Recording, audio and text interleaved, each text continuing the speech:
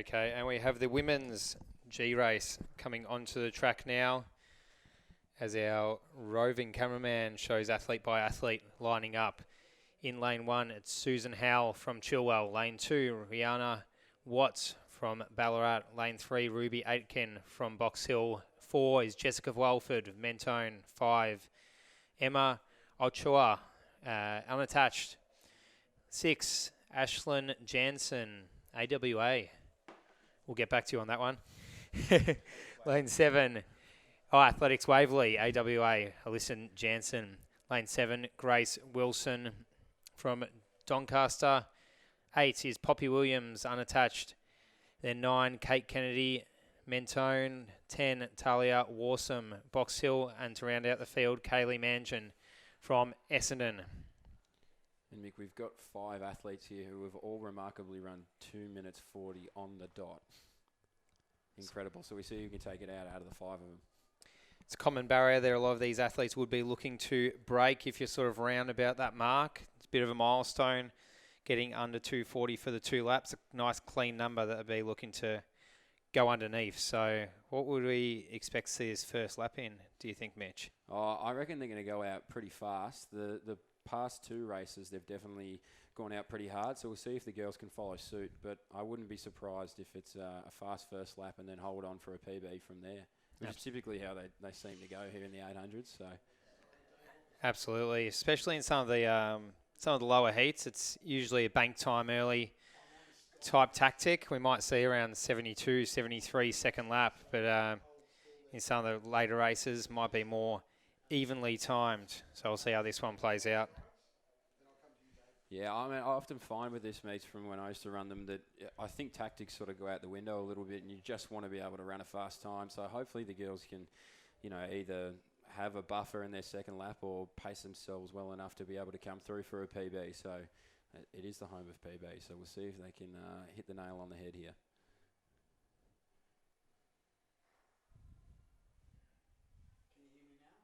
As we are in the starter's hands.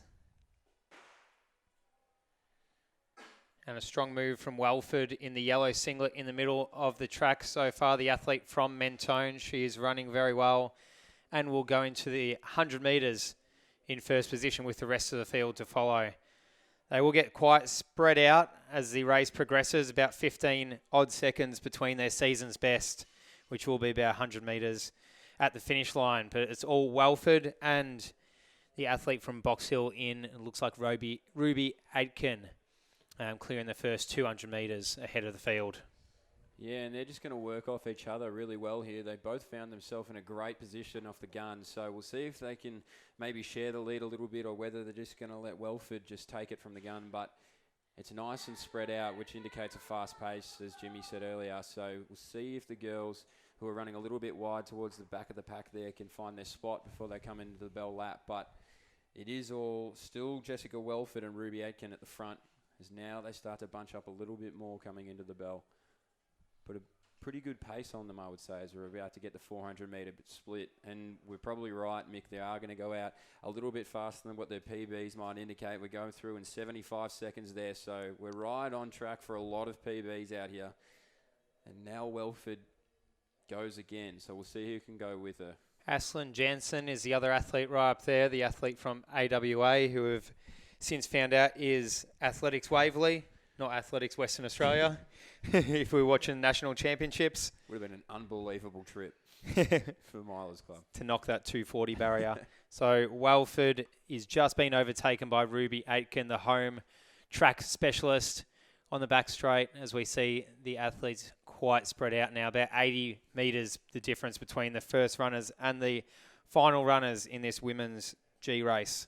Yeah, and I'd say it's stayed pretty consistent. That overtaking there of Welford has really been the only move made within the field. They've all stayed in their position quite well, but I reckon we've got a battle on the front here because she's not going away, Jessica Welford. And she's done a lot of the early work, but Ruby Aitken on the home track wants to take the win, and they're going to come into the straight neck and neck, so we're going to see who has the most juice in the legs. They're right next to each other here. We're going to see who's got it on the inside. It could be Ruby Aitken, sorry. Jessica Welford now drops back, but Ruby Aitken, she's going to take it out. in 2:34. So that's a 6-second PB, a 4-second PB there for Welford, and great running as the rest of the athletes start to come through now as we see Rayner Watts now. Jansen in third position there, Rihanna Watts as well. We have Talia Warsome, the other home track athlete. Number 5, Emma Ocher, and Susan Howe now just crossing the line. Kaylee Mangan, the athlete from Essendon, all under 3 minutes for the 2 laps. I'd say a fair few PBs there in that group, so they all look pretty stoked down there. That's awesome to see so early in the night as well. And early in